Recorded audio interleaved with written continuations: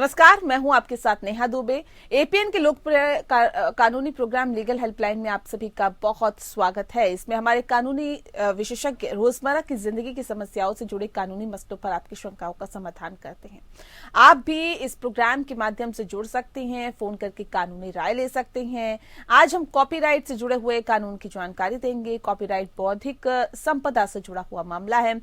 Copyright कानून महत्वपूर्ण कानून है जो आपके मौलिक कार्य को सुरक्षा का आश्वासन ही नहीं, अधिकार भी देता है। कई बार ऐसा होता है कि आप कोई कार्य कर रहे हैं और जब वे लोगों में पॉपुलर हो जाता है, ठीक तभी उसी नाम से कोई दूसरा आपकी कॉपी करना शुरू कर देता है।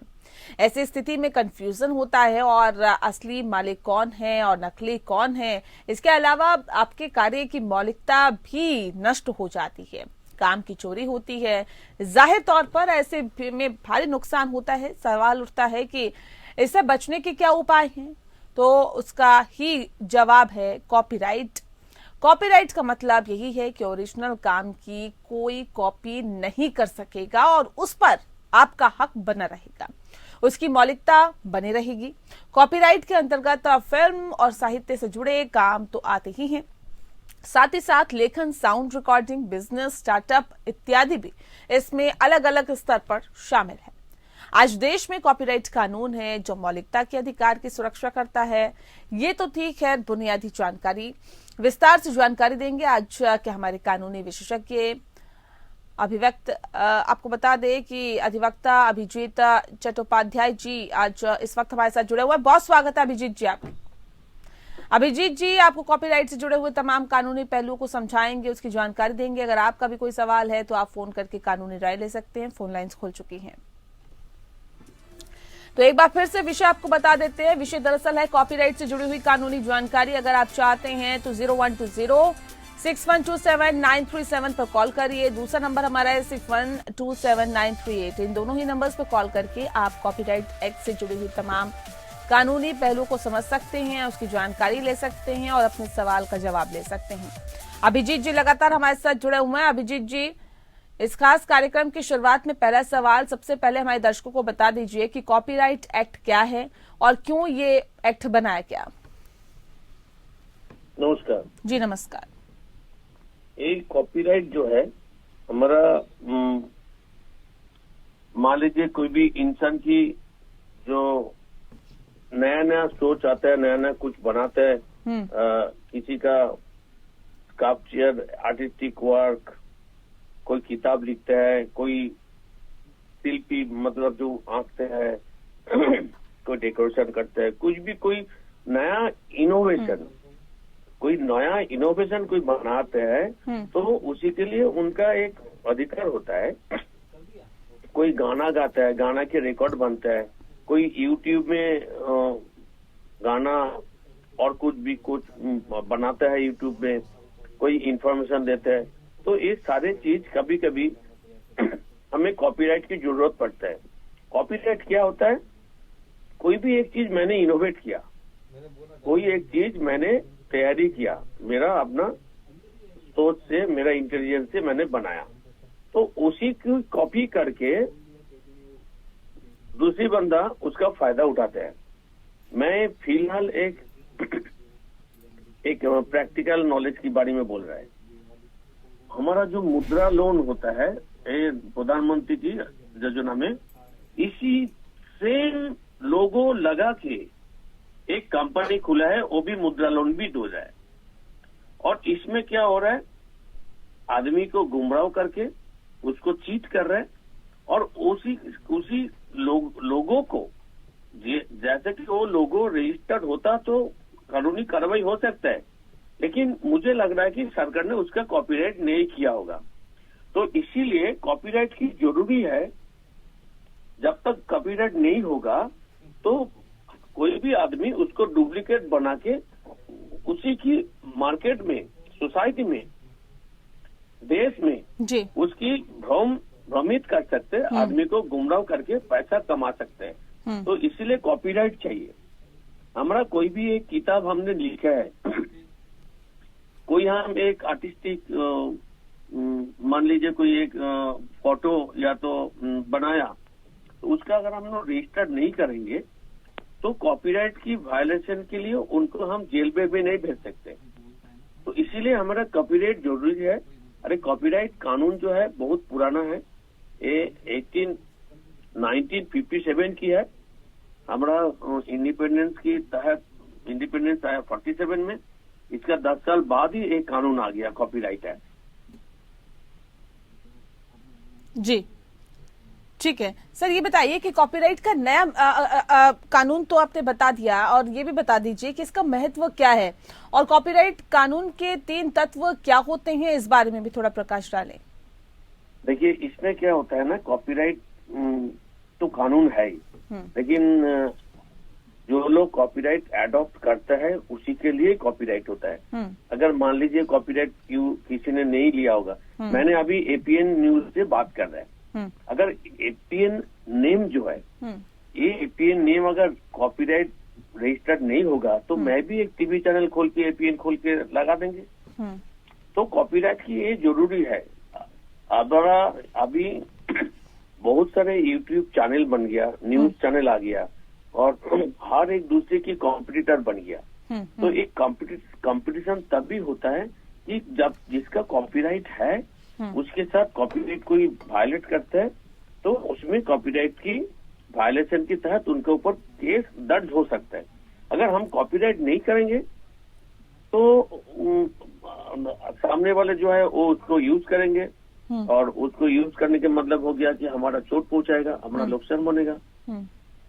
तो ये कॉपीराइट की एडॉप्शन भी आपको करना है, नहीं तो कॉपीराइट एडॉप्शन नहीं करके आपको कोई मानेगा नहीं कि ये आपकी अधिकार है, आपकी इनोवेशन है। ठीक है सर, इसके कानून के 3 तत्व क्या है, ये थोड़ा सा बता दीजिए। जी, मैं अभी एक चीज मैं बताना चाहता हूँ कि कॉपीराइट में ना,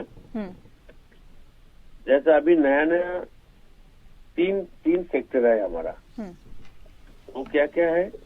एक है किताबों के जैसा, जैसे कि हम आर्टिस्टिक वर्क कुछ कर रहे हैं, जैसे पेंटिंग, कोई स्कल्पचर मूर्ति बनाता है, कोई ड्राइंग करता है, कोई डायग्राम मैप वगैरह करते हैं, तो ये सारे एनग्रेविंग करता है, तो ये सारे हमारा कॉपीराइट में आएगा। अगर कोई कॉपीराइट इसको रजिस्टर करते हैं तो, जैसे कोई मैं ऑथर हूँ, कोई किताब हम लिख रहे हैं, तो उसी में भी कॉपीराइट हमें जरूरी है, वो किताब के ऊपर, नहीं तो वो किताब दूसरी के नाम पे वो बना सकते हैं। और एक तीसरा नया आया, जो नया अमेंडमेंट पे आया, वो ब्रॉडकास्टिंग। जैसे हम अभी टीवी में इंटरव्यू दे रहे हैं, ये ब्रॉडकास्ट हो रहा है, तो ये ब्रॉडकास्ट का भी एक कॉपीराइट होना चाहिए, इसके भी कॉपीराइट होता है। तो ये तीनों चीज जो है हमारा, इसमें कॉपीराइट में 2-3 चीज है। वायरलेस डिफ्यूजन हो सकता है, और साउंड भी हो सकता है, या तो विजुअल इमेज, उसका भी कॉपीराइट होता है। अभी नया अमेंडमेंट बहुत आया, और ये अमेंडमेंट के तहत अभी तो हम लोग इंटरनेट से जुड़े हुए हैं सारे काम, तो ज्यादातर आदमी अभी इंटरनेट के ऊपर डिपेंडेंट हो गया, तो कॉपीराइट इसीलिए इतना आसान, इतना इम्पोर्टेंस हो गया आदमी की लाइफ में कि कोई भी काम करे, कोई भी इनोवेशन आए, तो उसके लिए कॉपीराइट की जरूरी है। हम एक म्यूजिक कंपोजर है, मान लीजिए मैं एक म्यूजिक कंपोजर है, मैंने एक म्यूजिक बनाया, एक म्यूजिक कंपोज किया, तो उसके अगर हम कॉपीराइट नहीं करेंगे तो वही गान दूसरी बंदा अपना नाम पे बनाएंगे। जैसे हमारा एक ए.आर. रहमान करके है, ए.आर. रहमान की बहुत सारे गाना होता है, या तो लता मंगेशकर जी का बहुत गाना था। तो अगर ये जो म्यूजिक बनाते हैं उसका जो सीडी बनते थे, पहले तो एक कैसेट बनता था, अभी कैसेट बंद हो गया, सीडी होता था। अभी सीडी के बाद हम लोग का पेन ड्राइव में यूज कर रहे हैं, लेकिन सीडी हमारा स्पूल होता ही है। स्टूडियो में जो गाना गाता है वहाँ पे स्टूडियो में स्पूल या तो सीडी में बनता है, तो वही सीडी हमें कॉपीराइट अथॉरिटी के पास फॉर्म है, फॉर्म फिलअप करके फीस भर के हमें कॉपीराइट को करना पड़ता है। क्योंकि वो सीडी जब बाहर में कॉपिंग हो जाता है उसके बाद ये कॉपीराइट अगर नहीं होगा तो वो बंदा इसको फॉल्स कॉपिंग करते करते जैसे होता है हमारा सिनेमा भी होता है। सिनेमा लोग सीडी बना के फिर उसको सर्कुलेट कर देता है और सिनेमा हॉल में सिनेमा देखने से बजाय सब घर में देख लेते हैं। डुप्लीकेट पायरेटेड, इसको बोलता है पायरेटेड। अगर जो बिना कॉपीराइट की सीडी बनाता है उसको बोलता है पायरेटेड सीडी। तो वो पायरेटेड सीडी बाजार में मिलता है। ऐसा गाना जो होता है वो भी पायरेटेड मिलता है। तो ऐसे जब तक वो कॉपीराइट नहीं होगा तो वो कोई भी आदमी उसको यूज कर सकते हैं और उसका डुप्लीकेट बना के कर सकते हैं। ठीक है। अब ये भी हमारे दर्शकों को बताइए कि कॉपीराइट कानून का उल्लंघन कैसे होता है, ये थोड़ा सा विस्तार से बताएं। जैसा कॉपीराइट में कभी कभी अभी नया एक ट्रेंड आ गया, एक डुप्लीकेट इक्विपमेंट बनाते हैं। एक डुप्लीकेट इक्विपमेंट क्या होता है, इसमें ना मैकेनिकल कॉन्ट्रीवेंस बनाता है। वो जो डिवाइस बनाते हैं वो लोग उसके कॉपीराइट की डुप्लीकेट बना लेते हैं मैकेनिज्म करके। जैसा मैं आपको एक चीज बताऊं, मैं कोई एक जैसा हमारा इसरो ने एक रॉकेट लॉन्च कर रहा है। अगर उसी के बहुत सारे छोटा छोटा पार्ट्स होता है जो आदमी बनाता है उसका अपना मैकेनिज्म से, वो मैकेनिज्म के भी उन्होंने कॉपीराइट कर सकते हैं। अगर वो डिवाइस अगर कॉपीराइट को नहीं आएगा तो वो डिवाइस और कुछ बना लेगा। तो उसी में भी क्या होगा, डुप्लीकेट इक्विपमेंट के तहत वो कॉपीराइट वायलेट हो सकता है। जैसे गवर्नमेंट बहुत चीज बनाता है, बहुत पब्लिश करता है, कोई आर्टिकल, कोई मोदी जी का मन की बात आता है, तो ये मन की बात जब भी डिक्लेयर हो जाता है उसके बाद उसका उन्होंने गवर्नमेंट की कॉपीराइट बन जाता है। उसी को कोई डुप्लीकेट नहीं कर सकते। अगर उसी को डुप्लीकेट करेगा तो कॉपीराइट के खिलाफ उसका ऊपर कार्रवाई होगा, केस चलेगा। तो ये कोई ऐसा नहीं कि हम चाह रहे हैं कि उसको मन की बात की मैं कॉपी करके मैं बता दूंगा कि ये अभिजीत जी का कॉपीराइट है, वो नहीं कर सकते। तो ये गवर्नमेंट की भी जो पब्लिकेशन आता है, गवर्नमेंट की जो रिकॉर्डिंग होता है, गवर्नमेंट की जो नया पॉलिसी की जो किताब वो लोग निकालते हैं, वो भी कॉपीराइट के अंदर ही आता है और वो लोग कॉपीराइट करते हैं। जैसे इसमें बहुत कुछ है, लिटरेरी वर्क्स आता है, कोई लेक्चर देते हैं, कोई म्यूजिकल वर्क बनाता है, कोई परफॉर्मर है जो गाना गाता है। तो इस सारे चीज की एक कॉपीराइट कानून की तहत ही आता है और इसमें कोई डुप्लीकेट नहीं करना चाहते, नहीं कर सकते। इसमें कभी कभी ये लोग फोटोग्राफी को रिपोर्टोग्राफी करता है। जैसा बहुत अभी जो इतना एडवांस हो गया कि कोई एक फोटो आया अमिताभ बच्चन के साथ जया भादुरी का, उसको रिपोर्टोग्राफी करके जया भादुरी के साथ और किसी का फोटो लगा देता है। तो वो उसी को भी रिपोर्टोग्राफी करना एक कॉपीराइट वायलेशन है। तो एक कॉपीराइट की इतना छोटा सब्जेक्ट नहीं है। कॉपीराइट हमारा इतना अमूल, इतना बड़ा है कि कोई भी हम एक्टिंग कर रहे हैं, कोई भी एक्ट कर रहे हैं, कोई भी काम कर रहे हैं, तो कॉपीराइट के तहत उसका वायलेशन नजर आ सकता है। तो कॉपीराइट के लिए हमें जो करना है, हमारा जो अथॉरिटी है उसी में हमें अप्लाई करना है। कॉपीराइट की एक फीस जमा करना पड़ता है।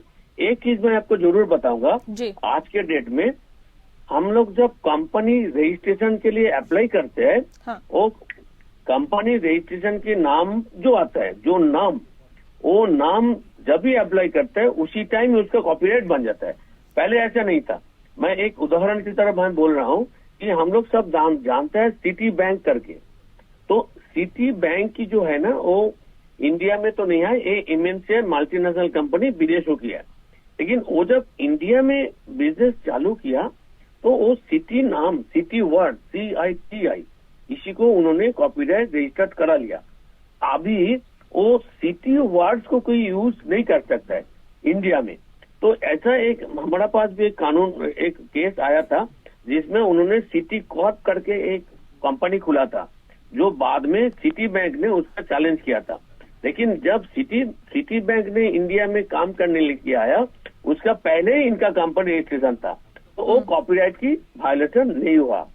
तो ये बात है कि कॉपीराइट इतना छोटा चीज कुछ नहीं है कि इसको समझने के लिए और इसको पढ़ने के लिए बहुत काफी टाइम की बात है। ये हमारा छोटा टाइम में हम लोग इतना डिस्कस नहीं कर पाते हैं, लेकिन फिर भी जो छोटा मोटा जानकारी है कॉपीराइट के ऊपर कि हमें कोई भी काम हम करते हैं, कोई भी इनोवेशन करते हैं, कोई नया गाना, लेक्चर, फोटोग्राफी, वीडियो कोई भी हम कर सकते हैं, तो उसका कॉपीराइट जरूरी है। कॉपीराइट की तहत ही हम हमारा जो इनोवेशन जो है, हमारा जो आर्टिकल्स है वो हम सेव कर सकते हैं। या तो कॉपीराइट नहीं होगा तो उसका डुप्लीकेट होगा, रिप्रोड्यूस होगा, रिप्रोग्राफी होगा, उसका कोई ना कोई गलत इस्तेमाल करेगा। जी सर, बहुत शुक्रिया आपका अभिजीत जी। आपने बहुत विस्तार से, बहुत डिटेल में हमें बताया कि कॉपीराइट कानून क्या है और इसमें क्या कुछ प्रावधान है, और अगर कॉपीराइट का कोई उल्लंघन करता है तो किस तरह की आगे कार्रवाई हो सकती है, या फिर आपने इस बारे में भी बहुत विस्तार से बताया कि आखिर ये कितने तरह के होते हैं और कॉपीराइट उल्लंघन कैसे होता है, इस बारे में भी आपने बहुत विस्तार से बताया। बहुत शुक्रिया आपका अभिजीत जी हमारे साथ इस खास कार्यक्रम के माध्यम से जुड़ने के लिए। इसी के साथ लीगल हेल्पलाइन में इतना ही। मुझे दीजिए इजाजत। नमस्कार।